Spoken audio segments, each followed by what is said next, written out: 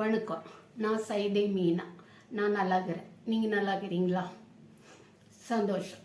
இன்றைக்கி என்ன பார்க்க போகிறோம் பார்த்தீங்கன்னா, இதை பற்றி தான் பார்க்க போகிறோம். இஞ்சி இதை வச்சு தான் இதனால என்னென்ன நன்மை என்னென்ன தீமை வருதுன்னு சொல்லிட்டு நம்ம பார்க்கலாம். இத்தால இதை சாப்பிட்டோம்னா இதை சாப்பிட்றத விடுங்க. காத்தால் எழுந்தின உடனே டீ குடிக்கலின்னா ஒருத்தங்களுக்கு டாய்லெட்டே போக மாட்டாங்க. அந்த மாதிரி ஒரு அது பழக்கம். அப்படியே பழகிட்டாங்க அவங்க. அதனால அது மாதிரி இருக்குது. டீ குடித்தாதான் மோஷன் போகும், பேப்பர் படித்தாதான் மோஷன் போகும். அதெல்லாம் இல்லை, அது அவங்க பழக்கம்.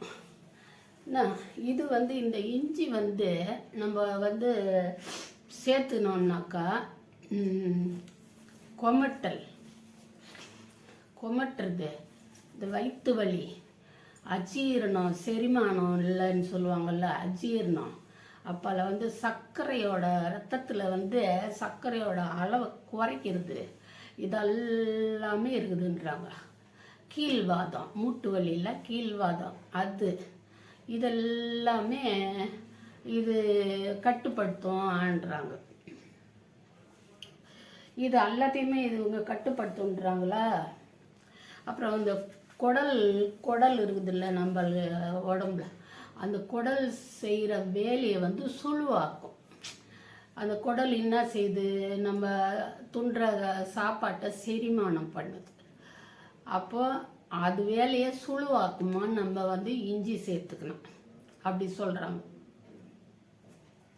இந்த கேன்சரில் பாதிக்கப்பட்டிருக்கிறாங்கல்ல, அவங்களுக்கு இந்த கீமோதெரப்பின்னு கொடுப்பாங்க. அவங்க அந்த தெரப்பிக்கு முன்னாடியே ஒரு 5 கிராம் 10 கிராம் இஞ்சி சாப்பிட்ருந்தாங்கன்னாக்கா அந்த தெரப்பினால் வர வாந்தி கொமட்டல்லாம் கட்டுப்படுன்றாங்க. இது அலோபதியில் இருக்குமான்னு தெரில, சித்த வைத்தியத்தில் எதனா சொல்லியிருக்கிறாங்களோ அதுவும் நமக்கு தெரில. இப்படிலாம் சொல்கிறாங்க. இது நம்மள இஞ்சி சாப்பிட்றதால ஏற்படுற நன்மைங்கன்னு சொல்கிறாங்க.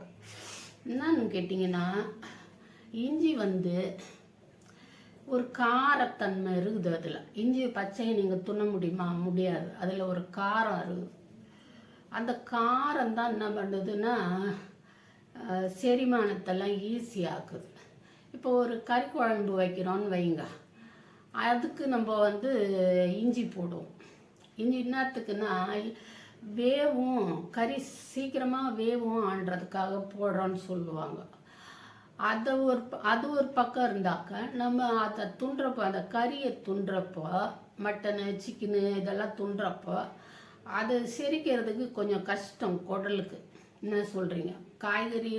காய்கறிங்களை விட இது சீக்கிரம் செரிமானம் ஆகாது. அதுக்கும் ஈஸியாக இருக்கும் இந்த இஞ்சி. அப்போனா என்ன பண்ணுதுன்னா அதில் இருக்கிற ஒரு அமிலம், அந்த இஞ்சியில் இருக்கிற ஒரு அமிலம் அதை சீக்கிரமாக கரைக்குது. சரிதானா? அப்போது இது நன்மைன்னு சொன்னாக்கா, இதை நம்ம அதிகமாக எடுத்துக்கிறப்போ அது என்ன செய்யும், அந்த கடினமான பொருளெல்லாம் கரைக்கிறதுக்கு யூஸ் ஆன இஞ்சி நம்ம சாதாரணமாக காத்தால் வெறும் வயிற்றுல எழுந்துச்சு இஞ்சி டீ குடிக்கிறோன்னு வைங்க. ஒரு வயிற்றுல டீ குடித்தாலே ஒவ்வொருத்தருங்களுக்கு ஒத்துக்காது, வயிறு எரியும்னு சொல்லுவாங்க. எனக்கு எரியும். நான் இஞ்சி டீ போட்டேன்னா நான் காப்பி டீயே குடிக்கல 30 வயசு வரைக்கும். அப்போல்லாம் இந்த பசங்க பழகிடுச்சுங்க, அத்தை வச்சுன்னு நான் டீ போட்டு கொடுக்குறது, நானும் தவளை கொடுக்குறது. அப்போ கூட என்ன பண்ணுவேன்னா அளவாக இஞ்சி போடுவேன், தவளோண்டு போடுவேன். குடிக்க சொல்ல எதுனா ஒரு 2 பிஸ்கட் 4 பிஸ்கட் வச்சுன்னு அந்த ஒரு டீயும் இஞ்சியும் போய் வயிறு பிரச்சனை பண்ணக்கூடாதுன்னு சொல்லிட்டு நான் இதை சாப்பிடுவேன். நான் இது எதுக்கு சொல்கிறேன்னா அளவாக எடுத்துக்கணுன்றதுக்கு. நான் போடுற டீயில் இஞ்சி காட்டமாகவே இல்லைங்க. நான் போடுறேன் பாருன்னுட்டு என் பையன் போட்டுது இஞ்சி ஒரு நாள். வாயே எரிஞ்சுது. ஒரு ஒரு 2 நிமிஷம்தான் எனக்கு பின்விளைவு ஜாஸ்தி ஆயிடுச்சு. அப்போ என்ன, அதில் இருக்கிற அமிலம் வந்து நம்ம குடலை கூட எரிக்கும். நம்ம செரிமானத்துக்கு ஈஸியான பொருளை துண்டுறோம். அப்போ இந்த இஞ்சி ஜாஸ்தியாக இருக்க சொல்ல என்ன ஆகும், நம்ம குடலையும் அது வந்து அரிக்க தான் ஆரம்பிக்கும். அதுதான் உண்மை. அதால் என்ன பண்ணுறாங்க, ஒரு தேங்காய் சோறு செய்கிறோம். தேங்காய் சோறு செய்ய சொல்ல என்னென்னா, தேங்காய் பால் வந்து கொலஸ்ட்ரால் ஆன்றோம். கொலஸ்ட்ரால் குறைக்கிறதுக்கும் இது உதவுன்றாங்க. அது தேங்காய் பால் செய்ய சொல்ல, சோறு செய்ய சொல்ல என்ன பண்ணுறோம், அந்த கொஞ்சம் இஞ்சியும் போடுவோம். இஞ்சி பேஸ்ட்டு, பூண்டு பேஸ்ட்டு எல்லாம் கொஞ்சமாக போடுறது. ஏன்னா அந்த தேங்காய் பாலில் இருக்கிற அந்த கொலஸ்ட்ரால் அது கம்மி பண்ணணும்னு சொல்லிட்டு நம்ம துண்டுறப்போ என்னென்னா அது உள்ளே போக சொல்ல அந்த தேங்காய் பாலில் இருக்கிற தேங்காய் பால் நல்லது, வயிற்று புண்ணு ஆற்றுன்னு சொல்லுவாங்க.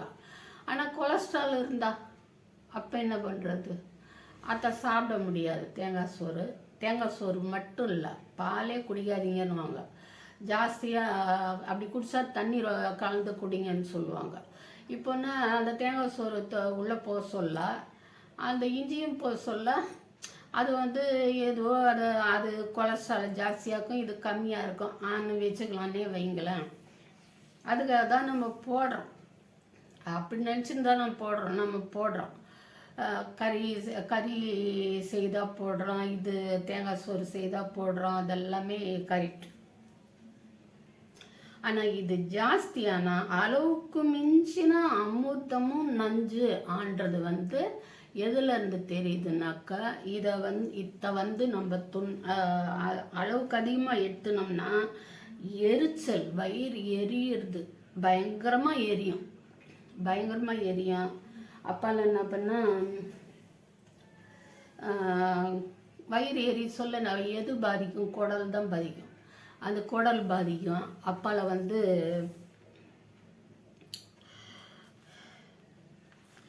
சொறி கூட வருமாங்க. ஜாஸ்தியாக அளவுக்கு மீறி இந்த இஞ்சி எடுத்துனோம்னா சொறி கூட வரும், மூச்சு விடுறதுல பிரச்சனை வரும். அப்பால் வந்து எதிர்ப்பு சக்தியை குறைஞ்சி போடுன்றாங்க.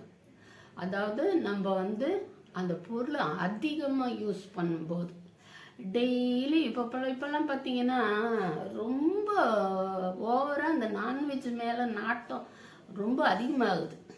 ஒரு டேபிளில் நண்டு செய்து வைத்துருக்குறாங்க, அப்புறம் வஞ்சர மீன் பொரிச்சு வச்சுருக்குறாங்க, அப்பால் ஒரு சிக்கன் கிரேவி, சிக்கன் 65, அப்புறம் மட்டன் குழம்பு, இப்படி நிறைய ஒரு ஐட்டம்னு இல்லை, எல்லாத்தையும் இது பண்ணுறா வளைச்சி கட்டுறாங்க.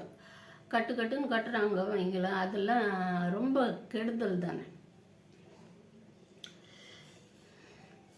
அப்போலாம் என்ன பண்ணுறீங்களா, எதிர்ப்பு சக்தி குறைஞ்சி போனால் என்ன பண்ணோம், ஜீரணமாகறதும் குறைஞ்சிரும். அப்புறம் இந்த பித்தப்பையில் கல் இருக்குதுன்னு சொல்லுவாங்க ஒருத்தவங்களுக்கு. இந்த சிறுநீரகத்தில் கல் இருக்கிற மாதிரி பித்தப்பையில் கல் இருக்குதுன்னு சொல்லுவாங்க. அப்படி இருந்தாக்கா அவங்க கண்டிப்பாக இந்த இஞ்சி எடுத்துக்கவே கூடாது. அப்புறம் இதய கோளாறுல நெஞ்சு சம்மந்தப்பட்ட கோளாறு, நெஞ்சுன்னு தான் சொல்லுவோம்ல, நெஞ்சு வலி வந்துடுச்சு அவனுக்குன்னு சொல்கிறாங்கல்ல, அந்த மாதிரி இதயத்தில் கோளாறு இருக்கிறவங்க கண்டிப்பாக இஞ்சி டீயே குடிக்கக்கூடாதான். அவ்வளோ இஞ்சி போட்டு அந்த டீ குடிக்கக்கூடாதான், இஞ்சியே சேர்த்துக்கூடாது. அவங்க பிரச்சனை என்னான்னு சொல்லிட்டு டாக்டருக்கு தான் தெரியும். உங்களுக்கு வந்து அது மேலே ஆசையாக இருந்தாக்கா டாக்டர் கேட்டுன்னு அதை செய்யணும். இப்போ யாரும் கேட்கறதுக்கெல்லாம் நேரம் இல்லை. காத்தால எழுந்திரிச்ச உடனே இஞ்சி டக்குன்னு இடிக்கிற சத்தம் தான் கேட்குது. எழுந்திரிச்ச உடனே ஒருத்தர் பால் வாங்க போடுறாங்க, இன்னொருத்தர் இஞ்சி இடிக்கிறாங்க, டீ போடுறாங்க. அந்த இஞ்சி டீ தான் காத்தால எழுந்திரிச்ச உடனே குடிக்கிறாங்க. அது வெறும் ஒரு வயிற்றுல அந்த இஞ்சியும் டீயும் உள்ள போக சொல்ல அந்த குடல் அது மென்மையாக இருக்கும்னு சொல்லுவாங்க, குடல் மென்மையாக இருக்குன்னு சொல்லுவாங்க. அதில் போய் காத்தால அதுலேயும் வந்து சுட சுட குடிப்பாங்க, கொஞ்சம் ஆறக்கூடாது. அது ஒன்று. இந்த மூணையும் இஞ்சி, டீ, சூடு எல்லாத்தையும் ஒன்றா உள்ளே அனுப்புனா இன்னும் ஆகும்னு யோசனை பண்ணி பாருங்க. அதனால இந்த இஞ்சின்றது இல்லை, எதுவாக இருந்தாலும் அளவாக சாப்பிட்டா ஒன்றும் பிரச்சனையே இல்லை.